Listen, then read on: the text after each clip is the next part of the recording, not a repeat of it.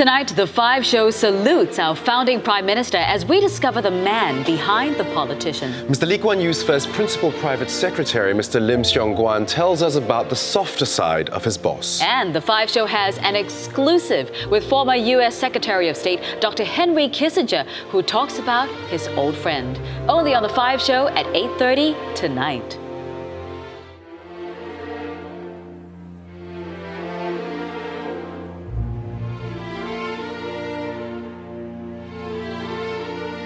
Hi, and welcome to The Five Show. Yesterday, Singapore bid a final farewell to our founding Prime Minister. But even after a week of national mourning, Singaporeans will still feel a sense of loss for some time. He spent 60 years in the service of our country, yet it was only recently that we started to learn about the private person behind the public persona. In 2009, American journalist Tom Plate told Mr. Lee that he marveled at how well Singaporeans understood him. But Mr. Lee then said, quote-unquote, "They think they know me, but they only know the public me." So tonight, we'll bring you a glimpse of the private Mr. Lee. We have a guest who will help us to do that.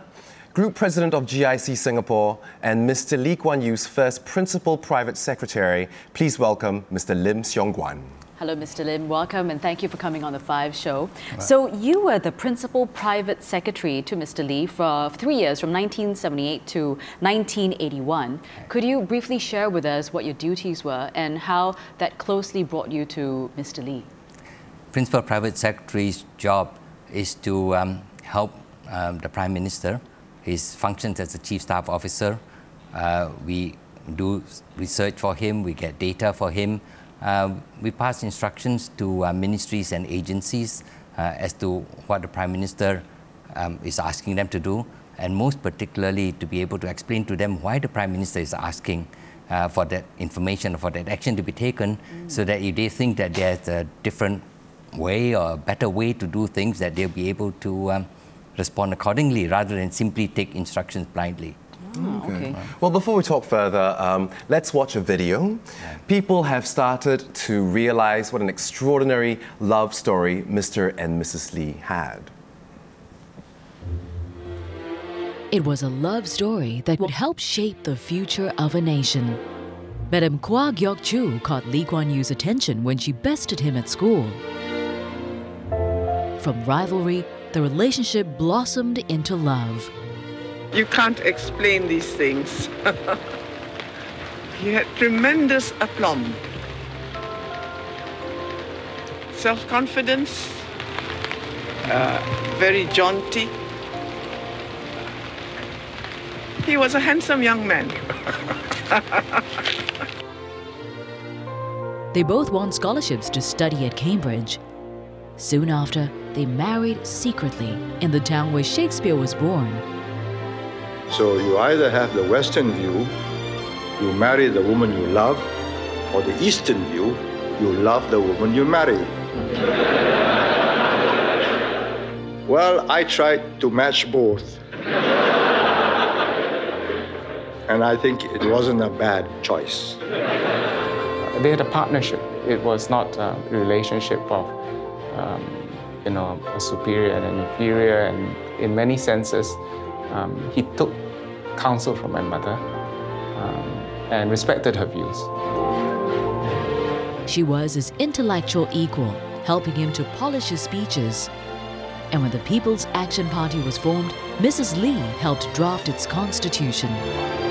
He took her advice and her views very seriously. I mean, on policy matters and government matters, he decided with the ministers, but she had her views of the people, she had her views on how he presented himself.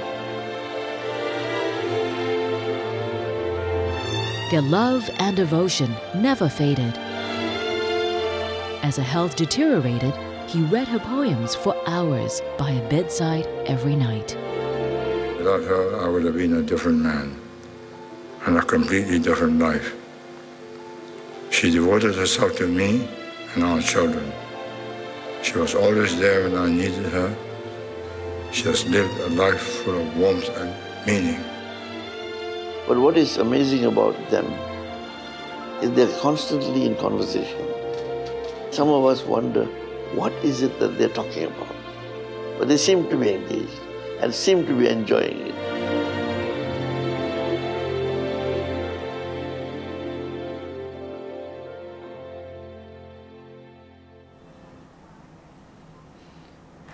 A love story that I think has touched a lot of hearts. I know, it was beautiful. Yeah. Now, Mr. Lim, I think there's a popular view that Mr. Lee was very lucky to have Mrs. Lee take care of matters at home. What did you observe? I think an important part of that relationship was Mr. Lee was very disciplined in, I think, scheduling his life.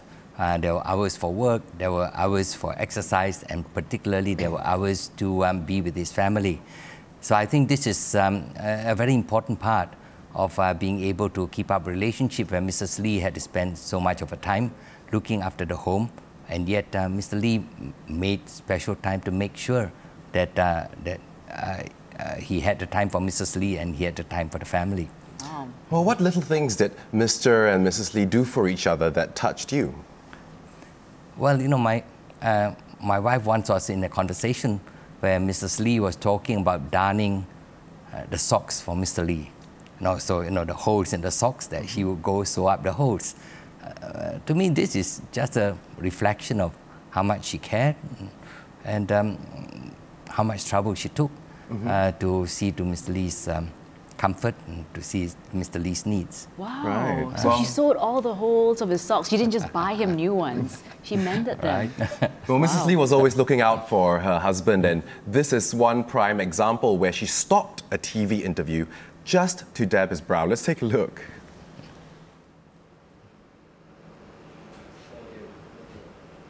What is that? That's paper. It doesn't matter. It needs a... Oh, dear. Okay.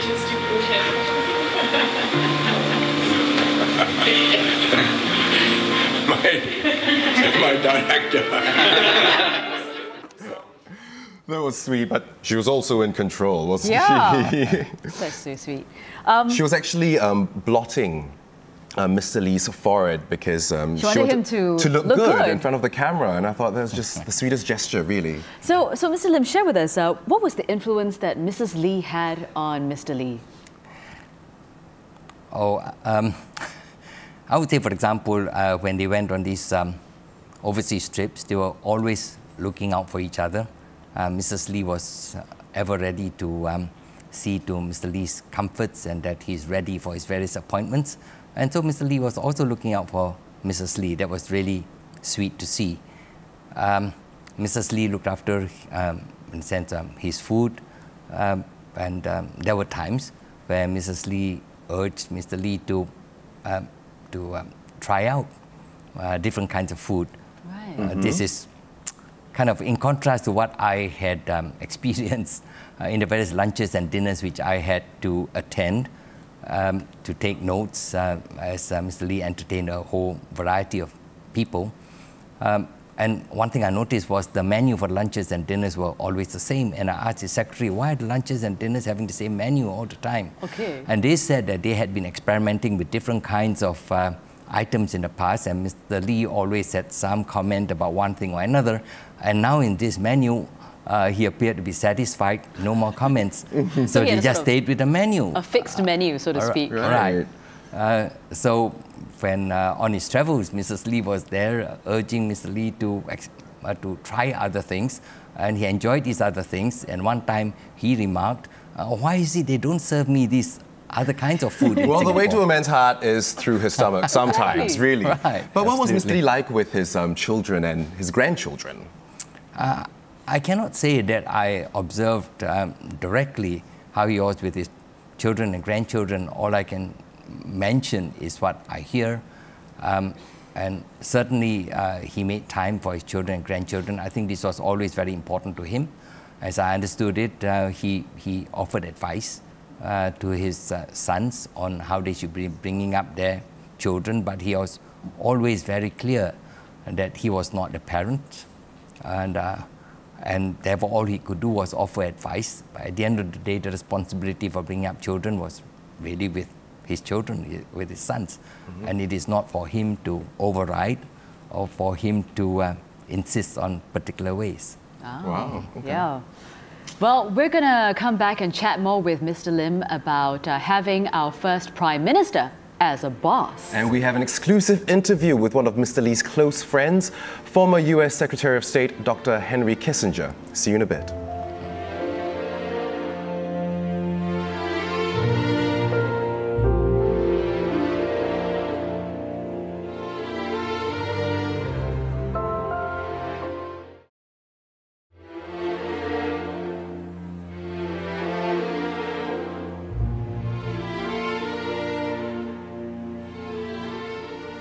Welcome back to The Five Show's special tribute to Singapore's founding Prime Minister, Mr. Lee Kuan Yew. With us, we've got Mr. Lim Kuan Yew, who was Mr. Lee's first principal private secretary. Now, in just a while, we'll talk to Mr. Lim again about what working for Mr. Lee was like. But first, a Five Show exclusive. One lifelong friend that Mr. Lee had was Dr. Henry Kissinger. The former US Secretary of State gave The Five Show a private interview. So how did we become friends? At first, we enjoyed each other's company because we were interpreting things in a parallel way. Then he came to my house. He stayed with me in the country for several days at a time. He was an extraordinary personality. You have to recognize this. It's something absolutely extraordinary about him. He had the ability of going into a room and taking it over, but he never pounded the table. He never made any wisecracks. He never told any jokes. On the other hand, he was not your boring younger brother. He was somebody you wanted to hear. There are many leaders in the world who are primarily interesting because of the jobs they hold and the power they wield. Lee Kuan Yew was interesting regardless of the power he wielded. If you were thinking about a problem and you wanted to clear your mind, you could go to him. And secondly, you could always rely on him. You couldn't be sure that he would always be a steady friend. It was a sort of a non-stop conversation. He was not a very demonstrative man, but you knew he was your friend from his bearing, so he didn't have to say it. But he wasn't very sentimental. I'm not very sentimental. I don't think I ever called him a friend that way to his face. But I think everybody knows who knew him and me that we felt that he was, I had no better friend.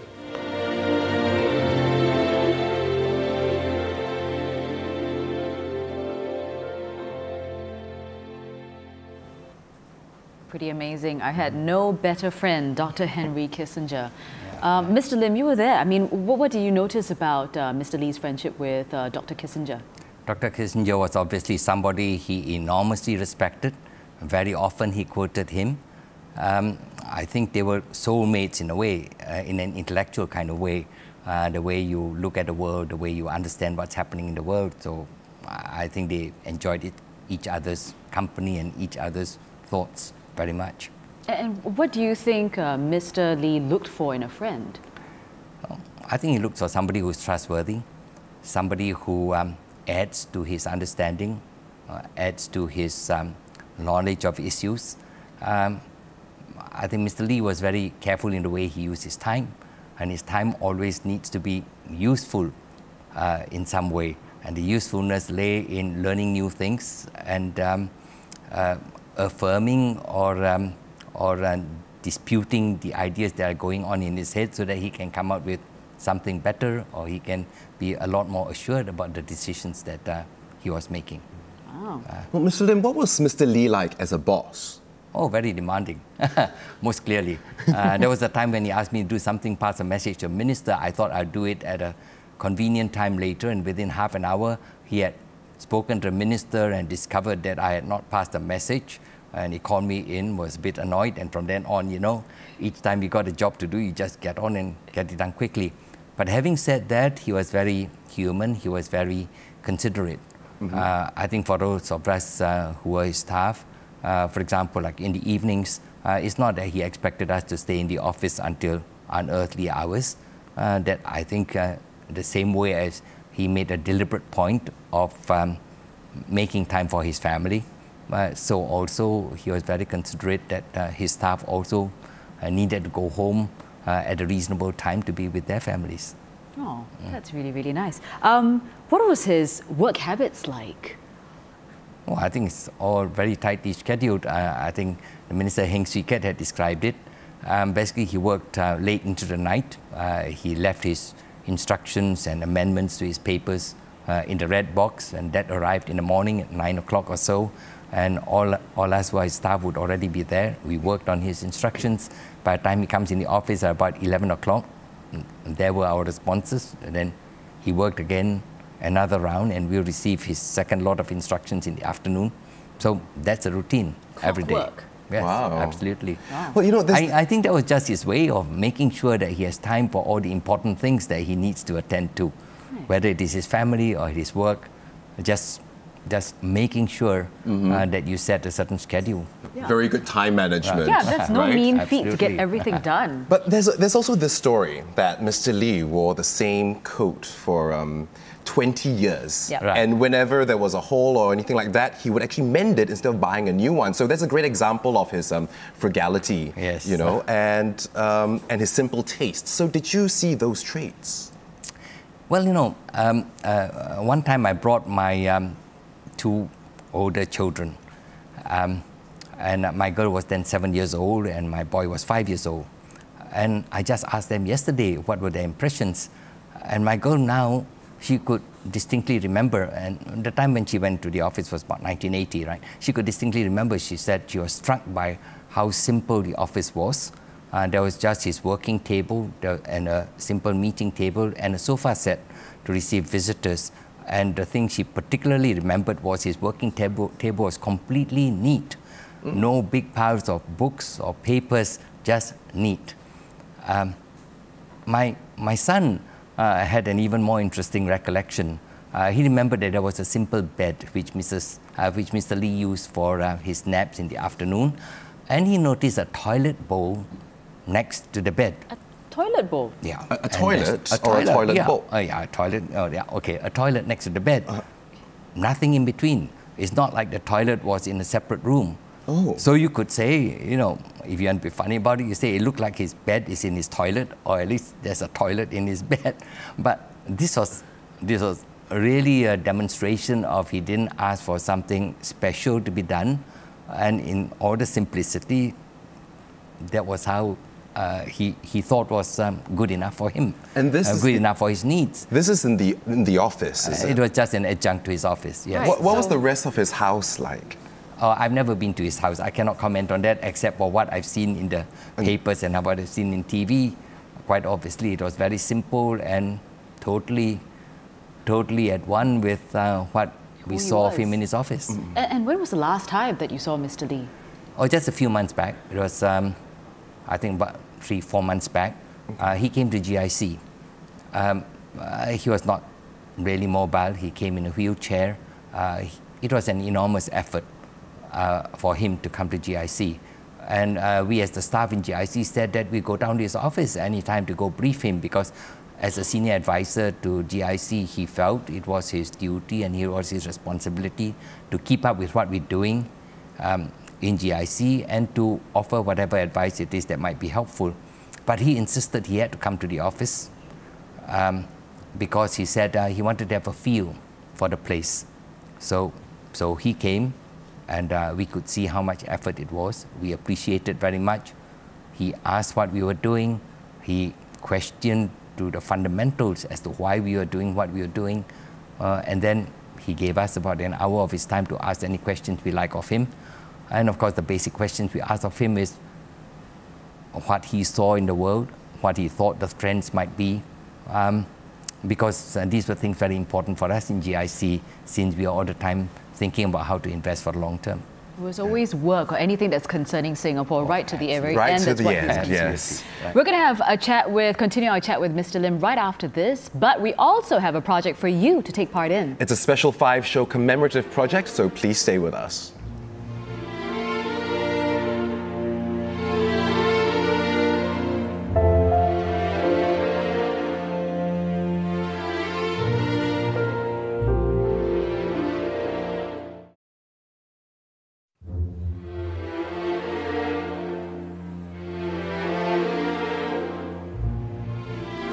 Welcome back to The 5 Show. It is our special tribute to the man who many have described as the architect of modern Singapore. Mr. Lim Kuan Yew was truly uniquely Singapore. And this evening, we've got with us his first Principal Private Secretary, Mr. Lim Kuan Yew. So, Mr. Lim, the reaction of Singaporeans to the passing of Mr. Lee, I think, has been quite extraordinary. What do you think of the scenes of people queuing up for hours just to pay their last respects? I think it was just astonishing and beyond all expectation. When I was in the Ministry of Defence, we introduced the concept of total defence, which talks of military defence, civil defence, economic defence, social defence and psychological defence. There was always this doubt about social defence and psychological defence, how Singaporeans are going to react in times of crisis, how they will look out for each other. And I think what we have seen this past week is just an affirmation that we need not be so concerned about it. Singaporeans will rise up to the occasion. I have felt the true spirit of Singaporeans. It was evident everywhere, right? Now, Mr. Lim, one last question. What do you think is Mr. Lee's most important legacy that he's left for us, Singapore? I think much too often people talk about his legacy as being the bustling metropolis of Singapore moving from third world to first world. My own view is that we need to understand his legacy in terms of courage and imagination, in terms of always looking out for Singapore, in terms of delivering on your promises, in terms of honoring your word, in terms of thinking of the perspectives of various groups of people, what they are thinking, what they are worried about, how do you address what they are worried about, honoring other people, even if their views are quite different from yours. To me, this is the heart of legacy. What we see about the bustling metropolis is the evidence of the effect of legacy. The heart of legacy is what all of us as individual Singaporeans can take for our own lives. And it is all around us. Thank you so much, Mr. Lim, for joining us here today. Thank you. And now the 5 Show has a mission called the People's Picture Project that we'd like everyone to join if they can. And that includes you as well, Mr. Lim, if possible. Thank you. If you have an original photo that you took with Mr. Lee Kuan Yew, email it to us. It's the5show@mediacorp.com.sg. Include your name, the year, and of course, occasion of the photo. Do read the terms and conditions on our Facebook page. Of course, you have to be the owner of the photo, and you can also add a caption to say why the photo is special to you. Together, we will build a tribute to Mr. Lee, one of him and the people of Singapore that he worked all his life for. Thank you so much, Mr. Lim, once again for taking your time and letting us a sneak peek at the private life of Mr. Lee. There are now exhibitions at the National Library as well as the National Museum, so please visit them. On behalf of everyone here at The 5 Show, we'd like to say thank you so much for joining us for this tribute. Good night. Take care.